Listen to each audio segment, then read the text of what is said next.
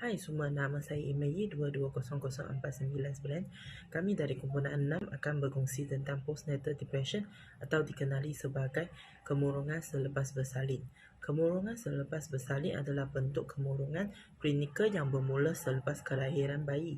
Keadaan ini boleh berlaku semasa kehamilan dan sehingga 1 tahun selepas bersalin atau bermula bila-bila masa. Ini merupakan sejenis gangguan mood yang dikaitkan dengan kelahiran. Dia juga memberi kesan negatif kepada bayi yang baru lahir. Tambahan pula, postnatal depression juga dikenali sebagai baby blue kerana dalam tempoh ini merupakan tempoh singkatan perasaan rendah diri, emosi dan sepak selepas bersalin. So, jadinya jenis kemurungan lepas bersalin ini adalah biru selepas bersalin, kemurungan selepas bersalin dan juga psikosis selepas bersalin. Selain itu, ibu bapa perlu disarankan untuk mendapatkan rawatan perubatan profesional untuk gejala yang berkaitan dengan kemurungan selepas bersalin. Seorang ibu harus mendapatkan bantuan profesional apabila gejala berterusan melebihi 2 minggu. Dia tidak dapat berfungsi secara normal dan dia tidak boleh menghadapi situasi harian. Dia mempunyai pemikiran untuk mencederakan dirinya atau bayinya. Dan akhirnya dia berasa sangat cemas, takut dan panik sepanjang hari. So, untuk gejala atau simptom yang ada dalam postnatal depression ini adalah perasaan sedih atau disebut low mood berlarutan, letih, lesu dan tidak bermaya, tidur terganggu, kurang keyakinan diri dan rasa tiada harapan. Dan seterusnya, kurang tumpuan dan daya ingatan, hilang minat dan juga keseronokan semasa kerja, dan akhir sekali sentiasa menyalahkan diri sendiri dan serba kekurangan dan akhirnya hilang selera makan. Assalamualaikum, saya 22004887, Ahmad Aika Hanafi bin Amiruddin, dan saya akan membincangkan pasal treatment daripada postnatal depression. Dengan treatment yang betul dan juga support, kebanyakan wanita boleh mendapatkan full recovery. Walaupun dia akan memakan masa, dia ada 3 punca utama dalam treatment ini, iaitu self-help, psychological therapy, terapi psikologi, dan juga antidepresan. Untuk self-help, sebagai contoh, kita akan bercakap dengan kawan-kawan ataupun dengan keluarga mengenai perasaan kita atau perasaan wanita tersebut. Okay. Dan buat apa yang kita rasa kita enjoy dengan masalah tu.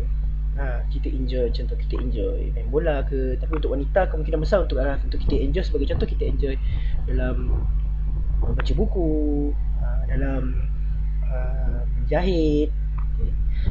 Kalau untuk psychological therapy pula, kita boleh berjumpa dengan pakar psikologi yang boleh recommendkan self-help atau kos masalah ni. Contohnya adalah kita boleh buat cognitive behavior therapy, iaitu CBT. Manakala untuk antidepresan pula, kita akan recommended, akan disuggest atau dicadangkan jika depresi ini menjadi teruk ataupun treatment yang lain tidak membantu. Okey. Jadi doktor akan memberikan beberapa ubat, iaitu ubat antidepresan yang sesuai dan selamat untuk diambil ketika menyusu. Okey, Assalamualaikum warahmatullahi wabarakatuh. Saya 22000471 Muhammad Aziz bin Rahim.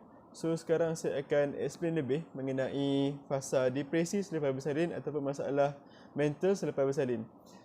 Kita tahu yang fasa depresi selepas bersalin ini akan menimpa ibu-ibu selepas bersalin, especially mereka yang baru first time ataupun kali pertama melahirkan anak, first time merasai kemanisan melahirkan zuriat. Okey, apa yang ingin saya sampaikan adalah mengenai tools for the mind ataupun mind hacking yang mereka boleh lakukan untuk mengatasi ataupun menghadapi masalah depresi selepas bersalin ini. So, apa yang ibu-ibu mengandung ataupun baru lepas bersalin ini boleh lakukan untuk mengatasi masalah depresi selepas bersalin ataupun postnatal depression adalah yang pertama, positive self-talk. Positive self-talk ni sangat penting pada mereka untuk mereka lakukan kalau boleh pada setiap hari, pada setiap pagi untuk positifkan minda mereka pada hari tersebut. Which is, mereka boleh bercakap depan cermin contohnya, saya boleh lakukan ataupun saya seorang yang hebat ataupun saya seorang ibu yang baik pada diri mereka sendiri pada setiap hari untuk positifkan minda mereka, untuk positifkan cara bekerja mereka pada hari tersebut. Kita tahu yang hakikat bahawa ibu bersalin ini datang daripada pelbagai latar belakang kehidupan. Mereka boleh jadi suri rumah sepenuh masa, mereka boleh jadi career woman, mereka yang ada kerjaya ataupun daripada pelajar itu sendiri. So, masalah ataupun cabaran yang mereka hadapi ketika fasa lepas bersalin itu adalah berbeza-beza. Which is, pelajar mungkin mereka akan berdepan dengan assignment yang banyak. Suri rumah, mereka akan berdepan dengan persepsi masyarakat. Dan career woman, of course, mereka akan berdepan dengan masalah seperti kerja-kerja di pejabat yang makin bertambah. Dan benda ini, especially apabila mereka first time mendapat anak, akan mendatangkan beban yang saya boleh kata amat berat pada mereka, which is untuk stablekan antara kerja hakiki mereka pada masa mereka sebelum melahirkan anak dan selepas melahirkan anak, mereka perlu meneruskan kerja mereka. Dalam masa yang sama, mereka perlu untuk menguruskan zuriat mereka dan keluarga mereka sendiri.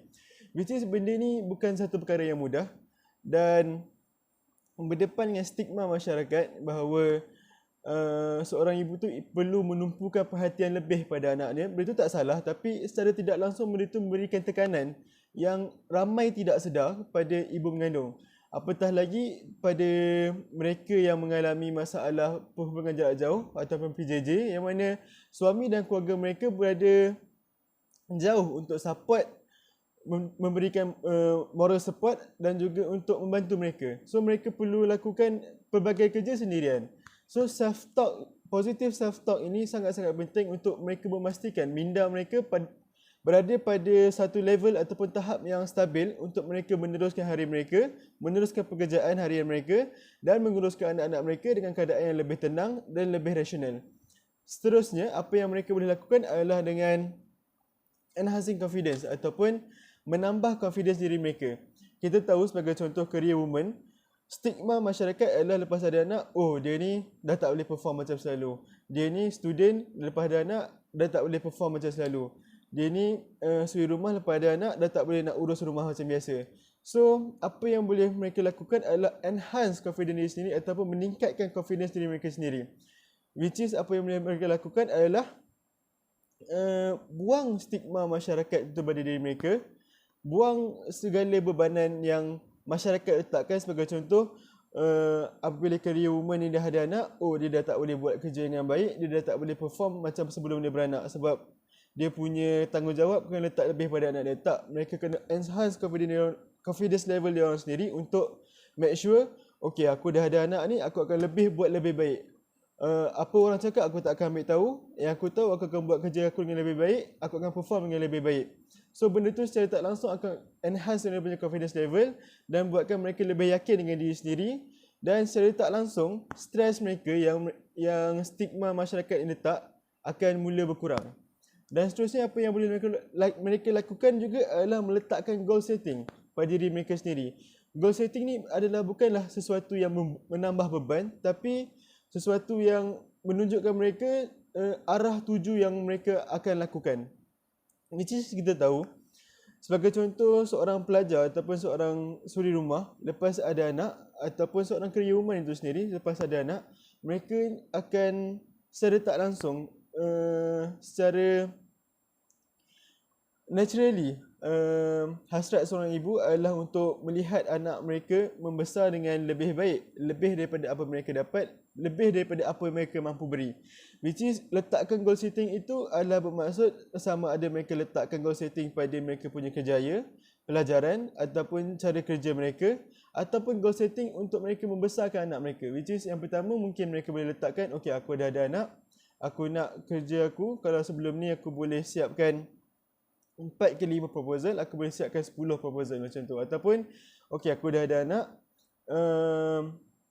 aku akan berikan 100% pada anak aku. Aku nak letakkan dia di sekolah yang terbaik. Aku nak bagi dia pendidikan yang terbaik, makanan yang terbaik, cara membesar yang terbaik. Letakkan goal setting seperti itu bukan untuk membebankan, tapi untuk berikan mereka drive pandangan ke mana hala tuju mereka. Apa yang mereka nak buat. So secara tak langsung, benda tu dah alih mereka punya perhatian daripada masalah-masalah post Natal ataupun masalah-masalah lepas bersalin yang boleh membawa kepada depression selepas bersalin. Dan seterusnya, antara apa yang lain mereka boleh lakukan untuk jadikan tools for the mind ataupun mind hack untuk mereka mengatasi masalah depression lepas bersalin ini adalah achieve productive mindset ataupun mencapai mindset yang produktif, which is mereka tak boleh terlalu meletakkan beban yang lebih pada diri mereka. Maksud saya adalah mereka tak boleh terlalu mengongkong diri mereka dalam satu stigma ataupun persepsi, oh aku tertekan lepas bersalin ni. Anak aku kuat meragam, suami aku jauh ataupun kerja aku bertambah, tak ada siapa faham aku. Tak, mereka perlu letakkan satu mindset yang produktif pada diri mereka. Okey, aku dah bersalin ni, aku dah ada anak aku sendiri, aku ada zuriat keturunan aku sendiri. Aku nak buat yang terbaik untuk diri aku, family aku dan untuk anak aku ni. Macam tu. So apa yang saya maksudkan adalah mereka letakkan mindset yang produktif pada diri mereka, which is sebagai contoh pada student. Okey, aku dah ada anak, aku tak boleh letakkan beban ni pada diri aku terlalu banyak. Aku tak boleh tertekan dengan stigma ataupun masalah yang aku ada sekarang ni.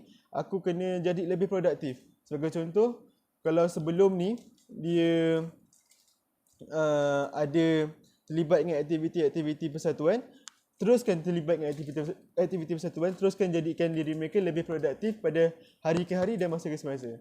So itu saja dari saya. Saya berikan pada kawan saya untuk explain lebih lanjut mengenai depresi lepas bersalin ini. Terima kasih.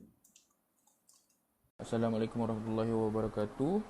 Nama saya Muhammad Azrai bin Yusri, 22000959. Okey, hari ini saya akan bercakap tentang support for postnatal depression, iaitu kemurungan selepas bersalin.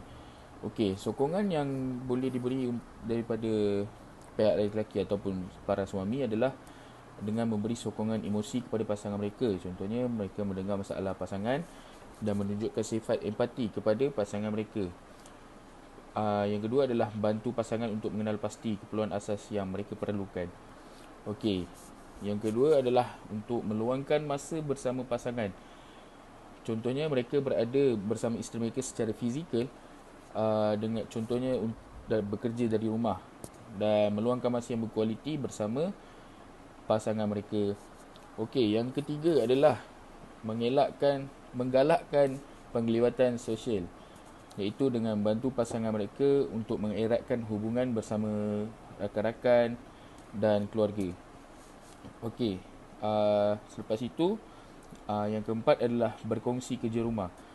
Berkongsi kerja rumah ni adalah bagi para lelaki untuk laksanakan bahagian mereka ataupun melakukan segala kerja rumah semasa isteri baru saja melahirkan anak. Contohnya, masakan malam, bersihkan rumah, tukar lampin bayi, buat susu bayi dan juga mengemas rumah lah. So itu saja daripada saya. Terima kasih. Hari sekali saya akan menerangkan tentang macam mana cara untuk kita menjaga depression selepas bersalin. Terdapat banyak cara untuk kita menjaga depression selepas bersalin. Sepertinya adalah berurut dan bertungku. Ini adalah yang pertama. Kedua-dua amalan tradisional ini sangat bermanfaat untuk kesihatan badan. Berurut dan bertungku ini membantu untuk melancarkan kembali aliran darah dan menghilangkan sakit-sakit badan. Lebih-lebih lagi untuk orang yang selepas bersalin.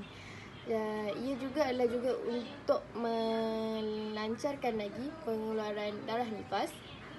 Ini penting bagi menjamin tubuh sihat dan tidak terganggu dengan darah kotor yang tidak habis lagi keluar.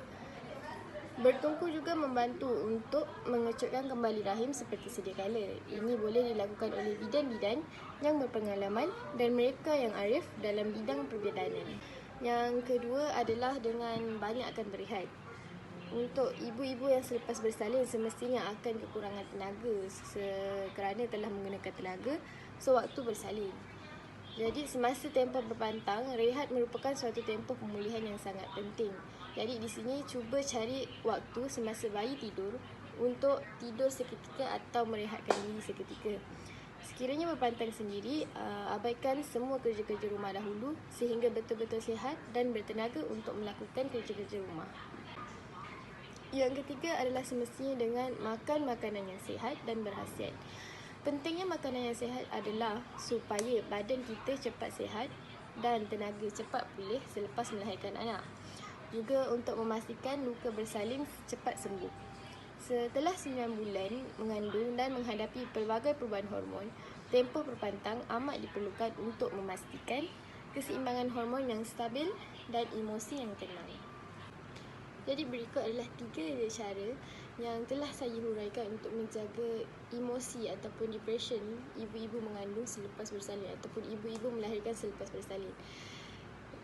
Selain daripada cara-cara yang telah saya sebutkan tadi, terdapat lagi cara lain ataupun cara yang lebih terbaik untuk kita mengelakkan atau mengawal emosi ataupun depression ibu-ibu yang melahirkan selepas bersalin. Jadi sekian daripada grup kami. Sekian, terima kasih.